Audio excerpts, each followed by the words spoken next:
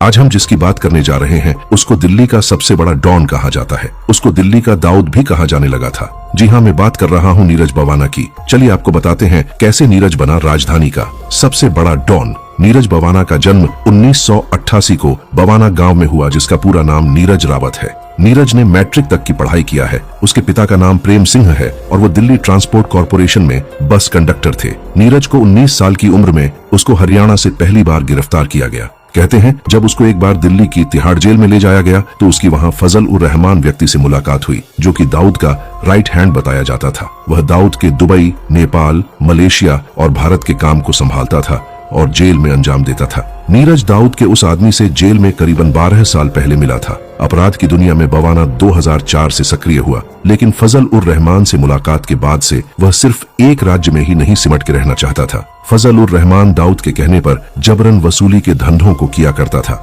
उसने नीरज बवाना को भी इस काम में उतरने की सलाह दी और इन कामों के तौर तरीके भी उसको बताए। फजल उर रहमान दाऊद के कई किस्से बवाना के साथ शेयर करता था। जब नीरज बवाना जेल से रिहा हुआ तो उसने अपने गैंग को बढ़ाना शुरू कर दिया। नीरज बवाना मुंबई, दिल्ली, अहमदाबाद, कोलकाता, चंडीगढ़ जैसे बड़े शहरों के बिजनेसमैनों को टारगेट करना शुरू कर दिया था। उत्तर प्रदेश, उत्तराखंड और हरियाणा जैसे राज्यों में भी अपने काले कारनामों को अंजाम देने लगा था। कहते हैं दिल्ली में सुरेंद्र मलिक उर्फ नीतू दाबोदा का नाम चलता था। 2004 में जब नीरज अपराध की दुनिया में सक्रिय हुआ था तो उस समय नीतू ने अपराध की दुनिया में काफी नाम कमा लिया था। दोनों ने मिलकर कई अपराध किए, लेकिन कुछ आपसी मतभेद के चलते ये दोनों एक दूसरे के जान के प्यासे बन गए। ये आपको बताते हैं। जब 2011 में एक नए व्यक्ति की उनके गैंग में एंट्री होती है, जो कि कटेसर गांव का रहने वाला था, जिसका नाम अजय उर्फ सोनू पंडित था। वह नीरज का खास था। कहते हैं उसकी वजह से नीरज और नीतू की दोस्ती में खटास आनी शुरू हो गई थी। नीतू को शक था कि सोनू नीरज को उसके खिलाफ भड़काता है।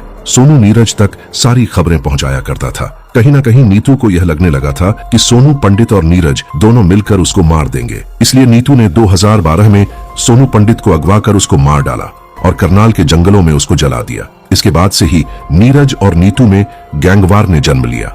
जब नीतू के साथी राजेश उर्फ राजू ने नीरज का हाथ थाम लिया तो उसका भी नीतू ने कत्ल कर दिया। यह वही समय था जब नीतू दिल्ली पर राज कर रहा था और वह नीरज पर भारी पड़ता जा रहा था। लेकिन 24 अक्टूबर 2013 को वसंत कुंज इलाके में एक मुठभेड़ में दिल्ली की स्पेशल सेल ने नीतू का एनकाउंटर कर दिया। अब तक 1 दर्जन से ज्यादा नीतू और नीरज की गैंग के लोग एक दूसरे को मार चुके थे। लेकिन जब नीतू को पुलिस द्वारा मारा जाता है तो अब नीरज बवाना के रास्ते का रोड़ा हट चुका था। दिल्ली पुलिस को यह नहीं पता था कि अब दिल्ली पर बवाना का राज होगा और एक दिन वह पुलिस के लिए सर का दर्द बन जाएगा। अब बवाना गैंग विरोधी गैंग पर भारी पड़ने लगी। 2014 में बवाना गैंग ने सोनू पंडित के कत्ल में शामिल संदीप पटेल को मार दिया।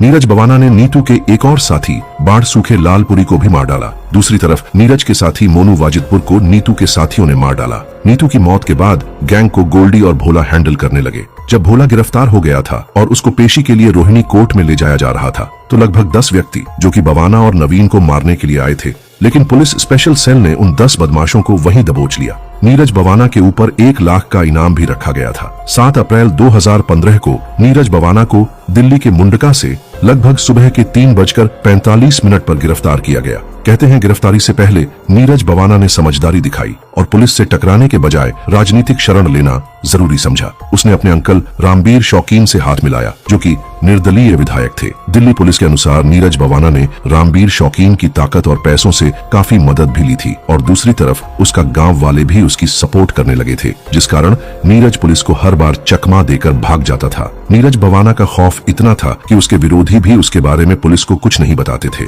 25 अगस्त 2015 में पुलिस नीरज बवाना को जब कोर्ट से पेशी के बाद वैन में लेकर जा रही थी तो इसी दौरान वैन में भोला भी मौजूद था। नीरज ने अपने साथियों की मदद से उनको मार दिया।